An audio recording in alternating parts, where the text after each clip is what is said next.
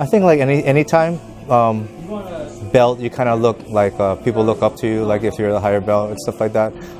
For me, it kind of depends for everybody else, but for me, to a certain point, it matters, but it doesn't really. The more so thing is to be learning, like in every single role that I have. If I have a hard time, or even if I get tapped or anything, or like positions, it's not just getting submitted or submitting somebody all the time. It's learning like all the different positions, because there's so many different positions in jiu-jitsu, and also like the attitude, your concept, the way you kind of think about the sport, yeah, like that kind of things. Like even just like for me, I like to help people, so like I like to more so try and teach what I know to somebody else so that they get better.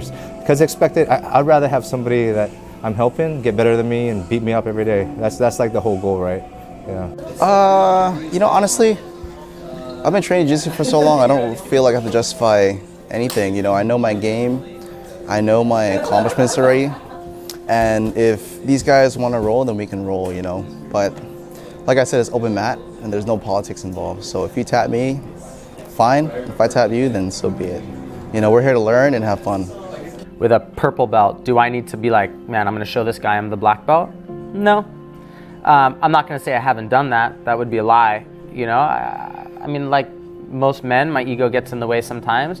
Like if I go to train with, you know, a lower belt, and right away I feel their grip and they're bringing it, you know, they're coming at me, which a lot of lower belts do. They want to be able to say they tapped or swept a black belt or whatever it is. Yeah, I'll turn it up a little bit for sure. Or sometimes I'll give it everything I got. I mean, I've gotten whooped by purple belts. That's just being real, right? I don't know many higher belts that can't say that, honestly. But I don't think you should have to prove to a lower belt. Who cares if you get swept by a lower belt? Who cares if you get tapped out by a lower belt? Isn't that part of this process? You know, I taught a class at Mono the other evening, and that's one of the things I discussed is like in tournaments, you know, sometimes coaches are like, man, don't tap, you know, you don't tap, you know, or people like to pride themselves in not tapping or getting limbs broken and things like this. And again, if that's your jam, rock on. But if somebody gets me in a submission of any belt level, I want to honor that submission, and I'm going to tap and tell, man, nice. Now, don't get me wrong. When I'm training with my friends, like I always think of my buddy Mike, you know, who's now he's a purple belt. No, purple belt? Blue belt still. Trains out of Mono. And, you know, I go with him. He's a lower belt. And if he submits me, which he has plenty of times, then I come at him hard, you know? Like I come at him with everything I got, you know? The whole army, you know, like, let's go. But there's love there, you know what I mean? It's like friendly battle, if that makes sense, you know? And it's never out of anger or anything like that. I'm like, okay, you got me. I'm frustrated / pissed in a playful, loving way. Game on, you know? But yeah, I don't think that a higher belt should have to prove to anybody, you know, what their status is or how good they are or not by defeating a lower belt or making it clear to a lower belt, hey, I'm this black belt. When you walk on the mat and you're wearing your belt, you've just announced who and what you are, and that should be enough.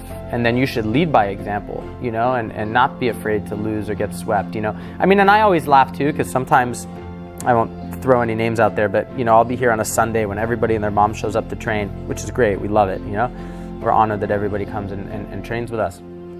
And sometimes, you know, let's say a black belt takes a sweep or gets submitted, and then I'll hear other people like whispering on the mat, like, hey, did you see that purple belt he just swept him? Or, but well, you don't know what that black belt might have allowed that to happen. Maybe he's working on something specific and he cares not even a little bit about that sweep or that submission. He was working on something else that nobody knows about, or maybe he has an injury that nobody knows about. So it was either have their ankle or their arm or their knee get bent in a certain way, or their neck that could be hurting, or just give up the sweep.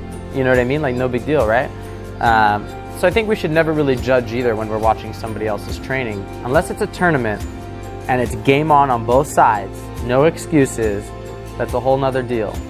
But I think you never know what's going on between two people in the middle of the training. You know, sometimes the people training don't even know exactly what's going on in the other person's head. You know, and that's kind of one of the beauties of this sport. Again, kind of recapping, no, I don't think a higher belt should ever feel the need or let their egos swell up enough where they have to prove to a lower belt what their status is. Unless, of course, they're being questioned for some reason. And even then, it shouldn't matter. We all know where we stand, right? Mats don't lie.